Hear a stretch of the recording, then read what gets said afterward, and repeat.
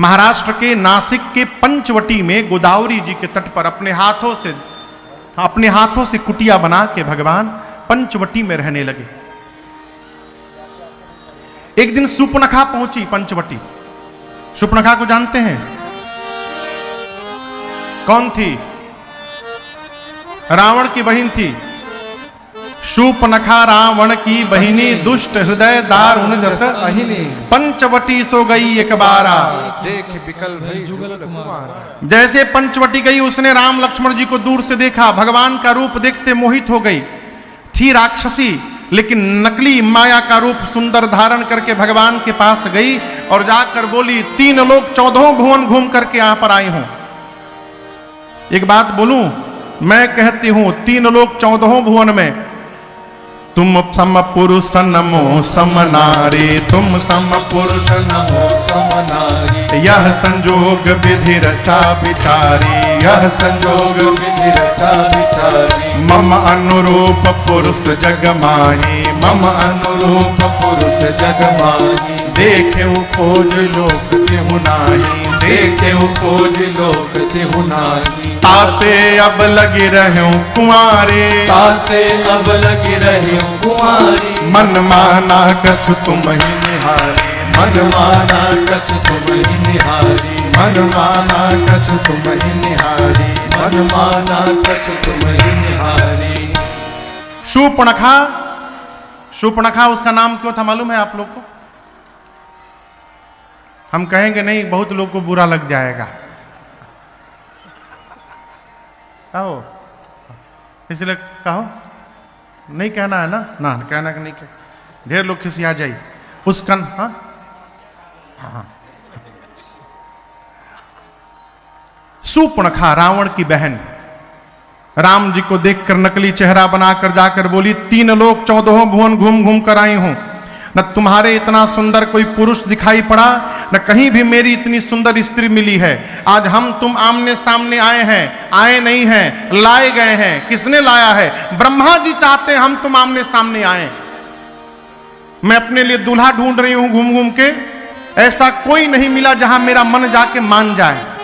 लेकिन जब से तुमको देखी हूं मेरा मन थोड़ा सा मान गया है। 100% तो तुम भी मेरे लायक नहीं हो, लेकिन कोई बात नहीं है, I will adjust with you. हम काम चला लेंगे। राम जी सुनने तो सोचने लगे कि जो लड़की अपने लिए घूम के दुल्हा ढूंढ रही है वो कितना बढ़िया घर से आई है, अपने बारे में तो खुदे बताई है। ये कह रही है कि हमको देखकर थोड़ा सा मन माना है, यानी हमसे सुंदर मिली तो भाग जाई। मन माना कछु तुम ही निहारी कह रही है। तो भगवान बोले, अभी प्रैक्टिकल करके देखूं भागत या कि नहीं भागत। तो भगवान देखे भी नहीं उसको, सीता मैया की ओर देखते रहे। बोले, हमको क्या देखी हो? तनी होने जा पंडाल के होने, अहि कुंवार मोर लघु भ्राता। हमारा छोटा भाई है, कुंवारा है अभी, एक बार उनको देखो तब पता चली। अच्छा आप बताओ, लक्ष्मण जी कुंवारे हैं का? तो राम जी कहे कह रहे कि अहि कुंवार मोर लघु भ्राता। ये राम जी ने विनोद किया। शूर्पणखा के पति का नाम था विद्युत जिह्वा और उसको रावण ही मार दिया था। माने रावण अपने बहनोइये के मार दिया था। स्वयं शादीशुदा थी लेकिन आकर बोली, मैं अब तक कुंवारी हूं। भगवान विनोद किए, जैसे तुम कुंवारी हो वैसने हमारा छोट भाई है, वो भी कुंवारा है, उन्हीं के पास जाओ। जैसे लक्ष्मण जी के पास पहुंची, लक्ष्मण भैया दूर से देख लिए, ये तो रावण की बहन शूर्पणखा है। वो गई जाकर वही पेन ड्राइव वहां भी चालू कर दी। 3 लोग 14 भुवन में घूम घूम कर आई हूं, कोई नहीं मिला हमारे तुम्हारे इतना सुंदर, हम तुम मिले हैं। ब्रह्मा जी चाहते हम लोग मिले, हम लोग शादी कर लें, शादी कर लो मेरे साथ। लक्ष्मण जी बोले, रुक जा, हमके चिन्हतारू, हम के हैं? तो बोली कि वहां जो बैठे हैं उधर, वो बोले हैं आप कुमार हैं। लक्ष्मण जी, हम कुमार नहीं, हम खाली मारत हैं बस। भैया कहत हैं हम मारत हैं। अच्छा ये बताओ क्यों शादी करोगी? बोली, हमको रानी बनना है। लक्ष्मण जी बोले, पहले हमारा परिचय सुन लो। सुंदरी सुन मैं उनकर दासा, जिसने तुमको मेरे पास भेजा है मैं उनका दास हूं। तो बोली वो कौन थे? बोले वो प्रभु समर्थ कौशलपुर राजा। वो प्रभु हैं, समर्थवान हैं, कौशलपुर के राजा हैं, वो राजा हैं, ईदास हैं। अब बताओ हमरी संगे बियाह करबू तो दासी बन जेबू, ओइजा करबू तो रानी बन जेबू। तुम्हारा चॉइस है, बोलो क्या बनना है, दासी बनना है कि रानी बनना है? बोली हमको तो रानी बनना है। तो लक्ष्मण बोले खड़ा कहाँ है बड़ू, जाओ नहीं जाओ, उधर जाओ। भेजे राम जी के पास। फिर गई राम जी के पास, जाकर बोली आप तो कह रहे थे कि छोटा भाई है, मोर लघु भ्राता, वो तो कह रहे कि वो आपके दास हैं। राम जी बोले पढ़ाया तुम पढ़ ली ना? अरे दास नहीं है, लखनपुरी का सारा डिपार्टमेंट उसी के पास है। लखनपुरी समझते हैं? लखनपुरी अभी जो नखलऊ ने लखनऊ, वहां हरदोई में लखनऊ नहीं बोलते, नकलऊ बोलते हैं, हरदोई। अभी जो लखनऊ है उसका नाम पहले लखनपुरी था। तो मुगल सराय पंडित दीनदयाल उपाध्याय हो ही गया, हो गया ना। फैजाबाद अयोध्या हो ही गया, अयोध्या कैंट की धाम अयोध्या। अच्छा देखा लखनऊ कहिया ले रहत है। बाबा तो बैठले हैं बदले बदे, ढेर दिन लखनऊ नाम नहीं रहेगा। योगी जी हैं यहो बदली बहु जल्दी, लखनऊ से लखनपुरी हुई है। राम जी बोले लखनपुरी का भार उन्हीं के पास है, छोटे भाई हैं हमार, जाओ जाओ उधरे जाओ। जैसे राम जी भेजे लक्ष्मण जी के पास, लक्ष्मण जी भेजे राम जी के पास, राम जी लक्ष्मण जी के पास। सुपनखवा को पेंडुलम बना दिए दोनों भाई मिलकर, कबो इधर कबो इधर। जैसे गई लक्ष्मण जी के पास, बोली हमको आप ही से शादी करना है। लक्ष्मण जी है ना, आओ है ना, आओ। पहले ढेर ब्याह करके मन करता ना, अपना चेहरा देखिए, हो तुम्हारा वर्ण वही करेगा जो लज्जा को तिनके के समान त्याग करके बैठा है। इतना अपमान कहा बर्दाश्त करती सुपर्णखा, विकराल रूप धारण कर लिया उसने। विकराल रूप धारण करके दौड़ी सीता मैया की ओर।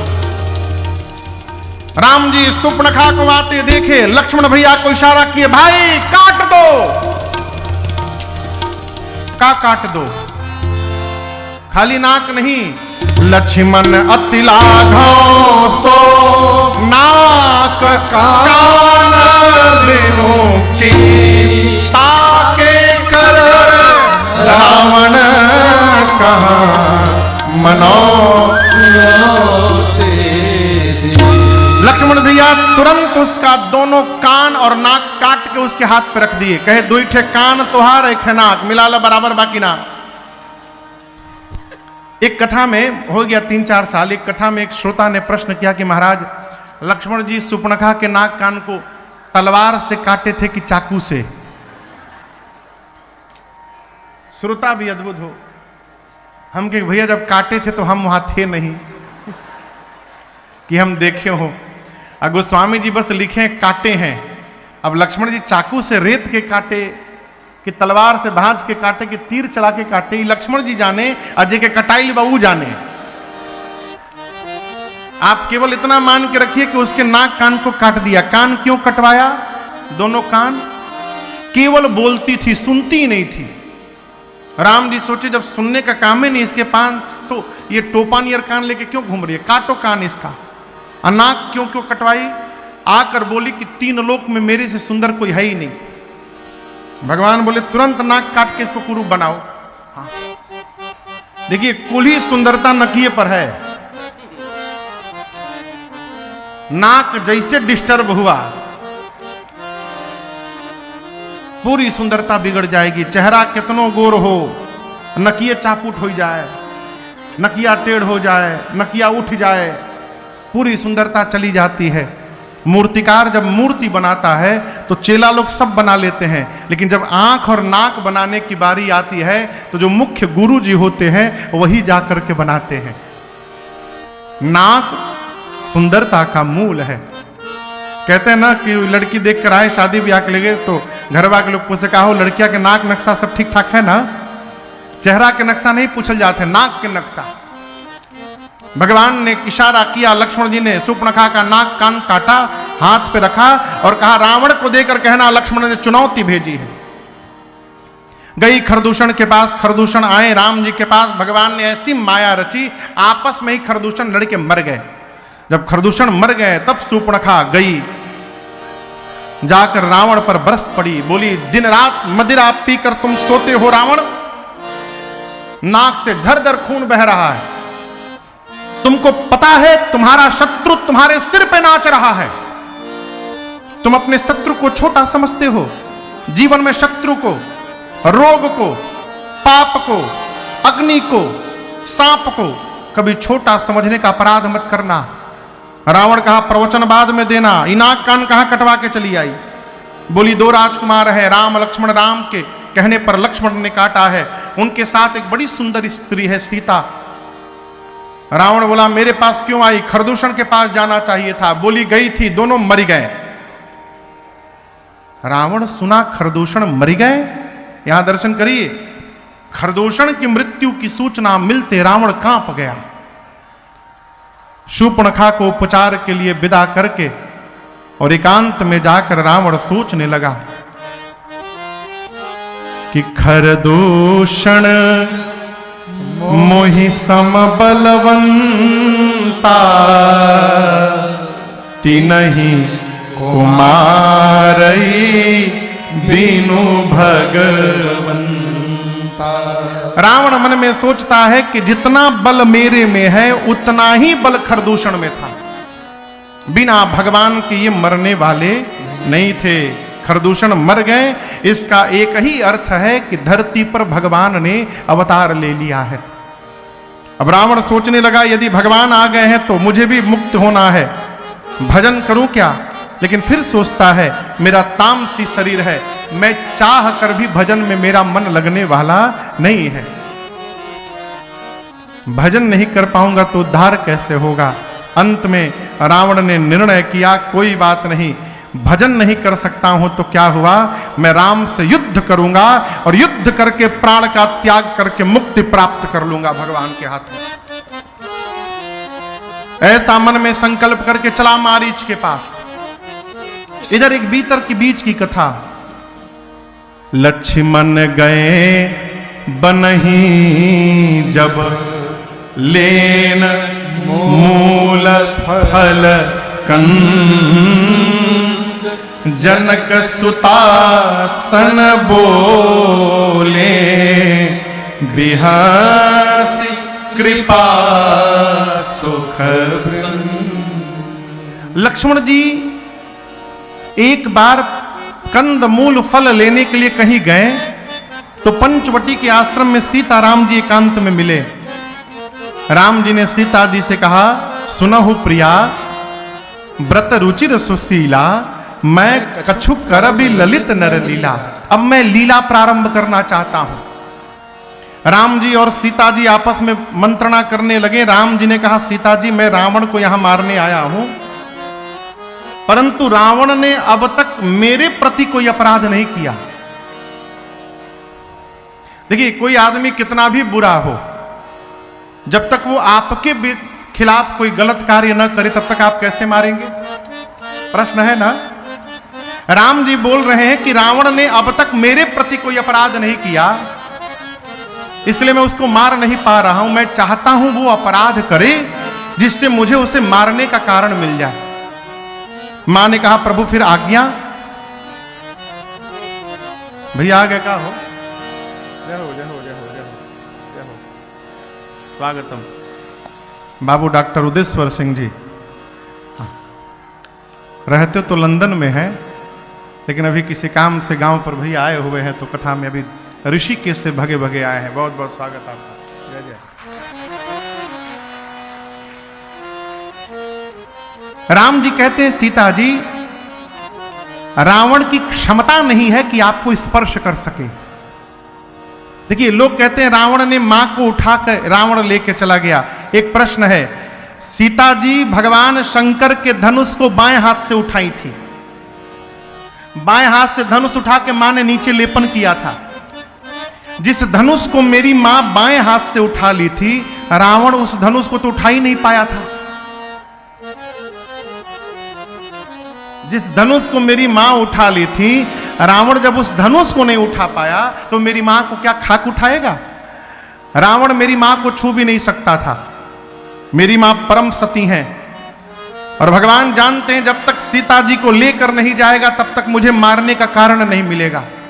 तो भगवान ने सीता मैया से कहा, सीता जी जब तक धरती से निशाचरों का अंत नहीं कर देता हूं मैं, तब तक एक काम करिए, आप जाकर अग्नि में छिप जाइए। तुम पावक महु करहु निवासा। सीता मैया जाकर अग्नि में बैठ गई और राम जी के पास मां ने अपना फोटो रख दिया, प्रतिबिंब। अब याद रखिएगा, रावण मेरी मां को लेके लंका नहीं गया है, रावण सीता मैया का फोटो लेके लंका गया है। और युद्ध के बाद जो अग्नि परीक्षण की चर्चा आप करते हैं, वो कोई परीक्षण नहीं हुआ था।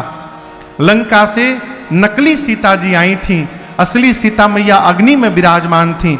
अपनी सीता जी को अग्नि से वापस बुलाने के लिए भगवान ने ये झूठी रचना रची। प्रतिबिंब की सीता जी जाके जल गई और असली मैया बाहर निकल के चली आई। इस रहस्य को राम जी और सीता मैया को छोड़कर लक्ष्मण जी भी नहीं जान पाए। रावण पहुंचा मारीच के पास और दर्शन करिए, जाकर हाथ जोड़कर रावण कहता है, मामा मारीच के श्री चरणों में दशानन का दंडवत स्वीकार हो। यहां गोस्वामी जी एक बात कहते हैं, दुष्ट व्यक्ति जब बहुत मीठा मीठा बोलने लगे तो सावधान हो जाना चाहिए। क्यों? ये दुष्ट मीठा बोल रहा है, इसका अर्थ है कि अब ये घात करने के लिए यहां पर आया है। सावधान हो जाइए। नमन नीच के अति दुखदाई, जिम अंकुश धन उरग बिलाई। अंकुश, सांप, तीर और बिल्ली, ये चारों जब जब पीछे जाते हैं तब तब प्रहार करते हैं। बाण परख कर, धनुष परख कर बाण को खींचते हैं पीछे तो आगे जाता है। सांप को डसना होता है तो फन पहले पीछे लेता है फिर डसता है। बिल्ली को झपट्टा मारना होता है तो शरीर को पहले पीछे खींचती है। उसी प्रकार दुष्ट व्यक्ति जब झुकना प्रारंभ करे, इसका अर्थ है कि अब घात करने वाला है, सावधान। मारीच सावधान हो गए। रावण ने कहा, चलिए सोने का हिरण बनिए, राम की पत्नी सीता का हरण करना है। मारीच ने कहा, दिमाग ठीक बात है।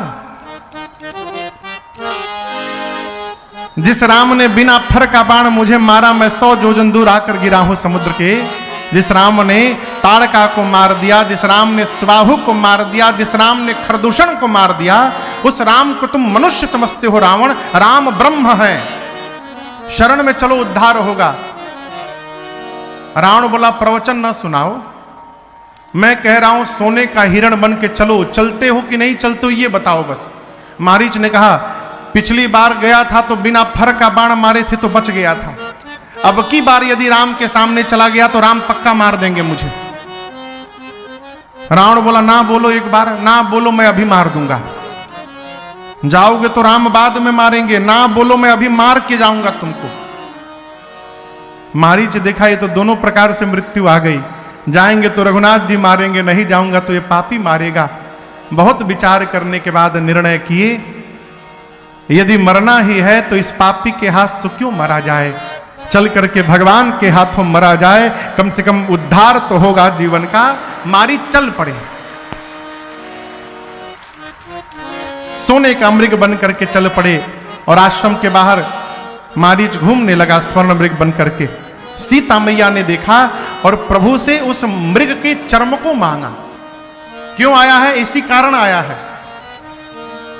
अरे कंचन मृग बन कर आया। कौन आया? कंचन मृग बन कर आया, सिया का अपहरण कराने।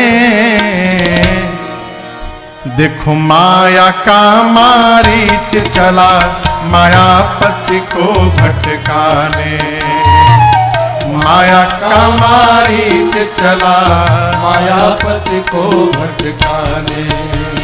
कंचन मृग बन कर आया, कंचन मृग बन कर आया सिय का अपहरण कराने, माया का मारीच चला मायापति को भटकाने, माया का मारीच चला मायापति को भटकाने।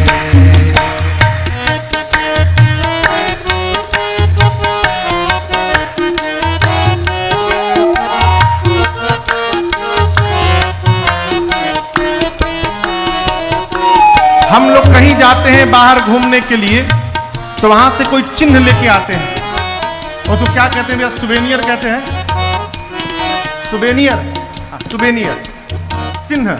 अमुक स्थान पर गए थे, सीता मैया राम जी से कहती हैं, सीता बोली वो देखे स्वामी जी मृग कंचन का, लाए चरम निशान रहेगा 14 वर्ष गमन का। सीता बोली वो देखे स्वामी जी मृग कंचन का, लाए चरम निशान रहेगा 14 वर्ष गमन का। सिय माया की माया का मृग, दोनों नकली है। माया की माया का, अरे सिय माया की माया का मृग, सिय माया की माया का, और लगे राम मुस्काने, माया का मारीच चला मायापति को भटकाने, माया का मारीच चला मायापति को भटकाने।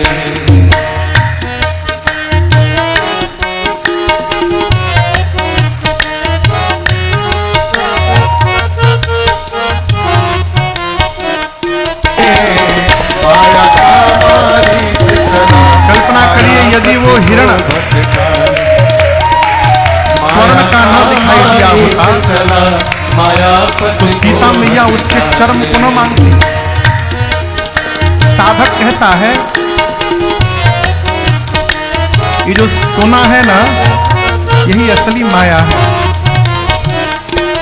अब बुरा ना मानिएगा, इसी माया ने सबको कल्पना करिए यदि वो हिरण इस माया के आगे चेला गुरु जी को नहीं पूछ रहा है, बेटा बाप को नहीं देख रहा है, इस माया के आगे सोना होना चाहिए लेकिन सोना इतना ना हो जाए कि जीवन से रात का सोना समाप्त हो जाए। साधक कहता है माया सोना है इसके आगे यह जगत खिलौना, कितने लोगों को जीवन भर सोने दिया न सोना। माया सोना है इसके आगे यह जगत खिलौना, कितने लोगों को जीवन में सोने दिया न सोना। राम चले सोने के पीछे, राम चले सोने के पीछे, हम सबको समझाने, माया का मारीच चला मायापति को भटकाने, माया का मारीच चला मायापति को भटकाने। कंचन मृग बन कर आया, कंचन मृग बन कर आया, सिया का अपहरण कराने, माया का मारीच चला मायापति को भटकाने, माया का मारीच चला मायापति को भटकाने, माया का मारीच चला मायापति को भटकाने।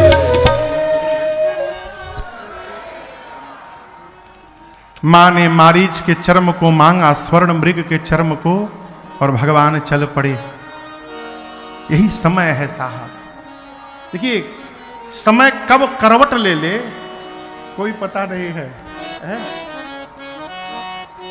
अरे कब वक्त क्या करेगा कोई समझ न पाया। देखा सिया ने वन में एक कंचन मृगा है आया। कब वक्त क्या करेगा कोई समझ न पाया। माया की स्वयं सीता, माया का ये हिरण है। मारीच वध के आगे वैदेही का हरण है। ये सोच कर हिरण को, ये सोच कर हिरण को श्री राम ने गिराया। कब वक्त क्या करेगा कोई समझ न पाया। मारीच मरते मरते श्री राम शब्द बोला और कहा, करना क्षमा हे राघव, यह मुक्ति का था चोला। प्रभु, ये मैं हिरण नहीं बना हूं, मैंने हिरण का चोला नहीं पहना था प्रभु। आज इस मारीच ने अपने मुक्ति का चोला पहना था। यदि मैं हिरण का चोला ना पहनता तो आज आप मुझे मुक्त करने ना आते। प्रभु, ये मुक्ति का चोला था मेरे लिए। भगवान ने मारीच को अपने धाम विदा किया और ये सुनकर राही खुशी है प्रभु ने निज धाम को पठाया। कब वक्त क्या करेगा कोई समझ न पाया। बहुत दूर जाकर भगवान ने मारीच को बाण मारा। बाण लगते मारीच के मुख से अनायास निकला, हे लक्ष्मण। जोर से लक्ष्मण बोला और पाछे सुमिरेसी मन महु रामा, पीछे से मन में राम शब्द बोलकर और मारीच ने अपने प्राण का त्याग कर दिया। आप दर्शन करिए, बड़े बड़े महात्माओं के मुख से मरते समय राम नहीं निकलत है। सरकार, मारीच के मुख से राम शब्द निकला। भगवान ने अपने धाम विदा किया। यहां हाँ लक्ष्मण की आवाज सीता जी लक्ष्मण जी सुने। सीता मैया ने बरबस लक्ष्मण जी को राम जी के पास भेजा और आप सब जानते हैं रावण आया है सन्यासी का रूप धारण करके और मेरी मां का हरण करके ले गया है। जब रावण पुष्पक विमान में सीता जी को लेकर गया तो दर्शन करिए, सारे देवता खड़े हैं आकाश में। किसी भी देवता की हिम्मत नहीं हुई कि रावण का मार्ग रोक ले। लेकिन आप कितने सौभाग्यशाली और बड़भागी हैं। हम उस देश में रहते हैं जिस देश का एक पक्षी जिस कार्य को देवता नहीं कर पाए उस कार्य को इस भारत मिट्टी का एक पक्षी ने करके दिखा दिया, गीधराज जटायु जी महाराज। आपको पता है जटायु जी जिस समय रावण के चुनौती दी उस समय उनकी उम्र कितनी थी उदय भैया? 60,000 वर्ष। 60,000 वृद्ध हो गए हैं। महाराज दशरथ के सखा हैं। कौन? जटायु जी महाराज। एक बार देवासुर संग्राम में महाराज जब रथ से गिरने लगे नीचे तो जटायु जी ने जाकर दशरथ जी के प्राण की रक्षा की थी। उस समय दोनों में मित्रता हो गई थी। जब दशरथ जी ने पूछा कि मित्र मैं आपके लिए क्या कर सकता हूं, जटायु जी बोले मेरे पास संतान नहीं है। दशरथ जी बोले पहली संतान को, पुत्र को मैं आपको सौंपूंगा।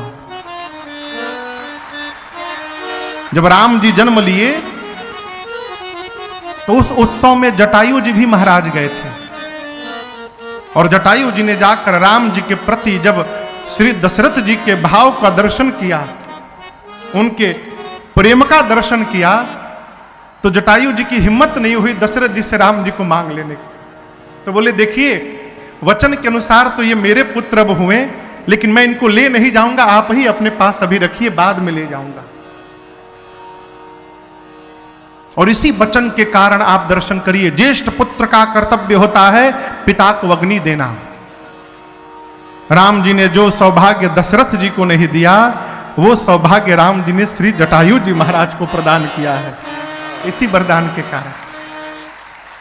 जटायु जी ने देखा रघुकुल तिलक नारी पहचानी, रघुकुल के तिलक राघव की अर्धांगिनी अपनी बहू जानकी को पहचाने। कौन? जटायु जी महाराज।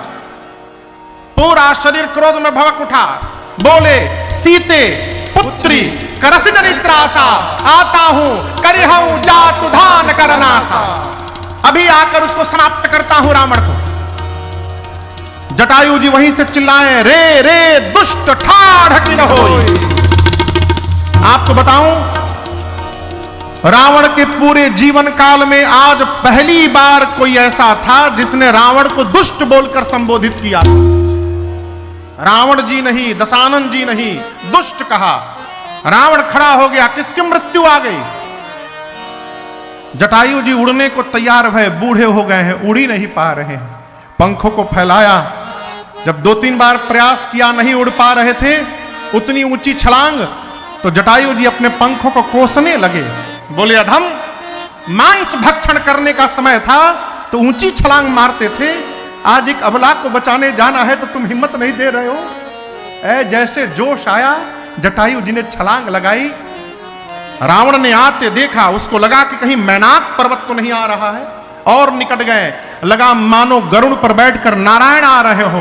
कांप गया रावण, और निकट गए जब जटायु जी तो रावण पहचान गया, लिए तो बूढ़ा जटायु आ रहा है, आने दो आने दो, मेरे भुजारूपी तीर्थ में प्राण का त्याग करने आ रहा है। जटायु जी जाकर बोले रावण एक बात केवल तुमसे कहने आया हूं, सीता को वापस करो, वापस करो, नहीं तो जिस प्रकार अग्नि में कीड़े मकोड़े जलकर भस्म होते हैं, राम के क्रोध रूपी अग्नि में तुम्हारा पूरा परिवार भस्म हो जाएगा। जब रावण नहीं सुना तो गोस्वामी जी कहते हैं जटायु जी ने चोंच से चोंचन मारी बिदरिस देही। इतना मारा रावण को चोंच से जटायु जी ने, दंड एक भई मूर्छाते ही।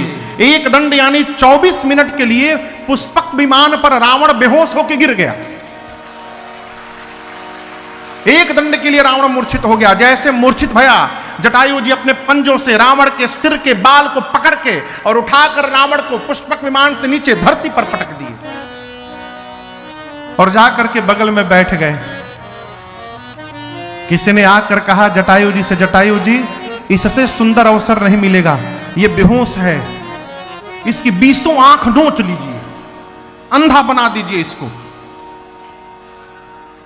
जटायु जी ने कहा कि ये मूर्छित है, मैं भारत का पक्षी हूं। भारत का अर्थ है भा यानी धर्म, रत यानी लगा हुआ। जिस देश का एक एक जीव निरंतर धर्म में लगा रहता है उस देश का नाम है भारत। मैं भारत का पक्षी हूं। युद्ध में जो मूर्छित हो गया है, युद्ध में जो पीठ दिखाकर भाग रहा है और युद्ध में जो निहत्था हो गया है, इन तीनों पर प्रहार करना अधर्म की कोटि में आता है। मैं इसको मार नहीं सकता हूं। उसने कहा धर्म अधर्म की परिभाषा बताइएगा, ये जग गया ना अब तो आपका प्राण ले लेगा।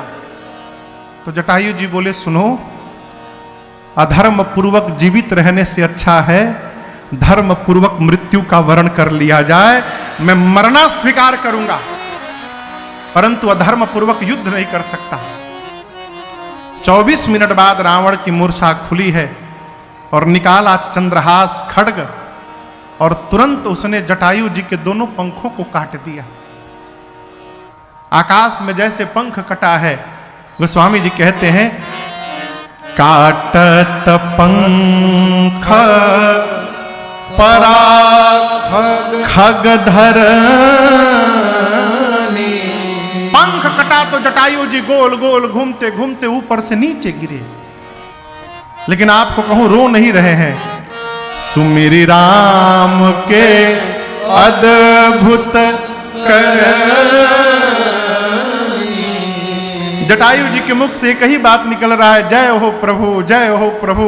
अद्भुत किया नाथ आपने, मेरे पंखों को कटवा दिया, बड़ी कृपा हो गई रघुनाथ जी आपकी। किसी ने कहा दिमाग ठीक है कि नहीं आपका? पंख कट गया और कह रहे हो कि भगवान की अद्भुत करनी हो गई। जटायु जी बोले देखो, यदि पंख लगा रहता है मेरे शरीर में तो राम जी के पास मुझे जाना पड़ता और जा करके बताना पड़ता कि रावण लेकर गया है। मैं इतना युद्ध करते करते थक गया हूं कि भगवान मुझे विश्राम देना चाहते हैं और मेरे पंखों को कटवा कर मुझे निश्चिंत कर दिए और कहना चाहते हैं कि जटायु जी अब आपको मेरे पास नहीं आने की आवश्यकता है, मैं आपके पास पहुंचूंगा। जटायु जी वहीं पड़े रहे। भगवान रावण ले जाकर सीता मैया को पुष्प वाटिका में, अशोक वाटिका में, अशोक वाटिका के एक वृक्ष के नीचे, अशोक वृक्ष के नीचे पधराया है। इधर लक्ष्मण जी के आने के बाद भगवान आश्रम में आए और आपको अभी बीच कथा में श्रवण कराया। मां से विहीन आश्रम देखकर भगवान बहुत रोए हैं। जटायु जी से मिले हैं। जटायु जी ने पूरी बात बताई। भगवान बोले आपकी दुर्दशा किसने की तात? जटायु जी बोले प्रभु समझने का अंतर है। आप जिसको दुर्दशा समझ रहे हैं मैं उसी को सदगति समझ रहा हूं। भगवान ने जटायु जी के सिर पे हाथ रखा, उनको गोद में बिठा लिया और कहे प्रभु ये दुर्दशा नहीं है, मेरी गति है। और ये गति नाथ दशानन यह गति की। रावण ने मेरी ये गति की है और उसी दुष्ट ने सीता का हरण किया है, दक्षिण दिशा में लेकर गया है। राम जी आपको केवल सूचना देने के लिए मैंने प्राण को बचा के रखा था शरीर में, अब मुझे विदा करिए। भगवान की स्तुति करके गीधराज जटायु जी भगवान से अविरल भक्ति मांग करके प्राण का त्याग किए हैं। और यहां भगवान ने गीधराज जटायु जी को अपने धाम विदा किया है और उनकी अंतिम क्रिया राम जी ने अपने हाथों से पूर्ण की है। यहां शंकर जी की बात कहते हैं, गीधा अधम खग आमी सभोगी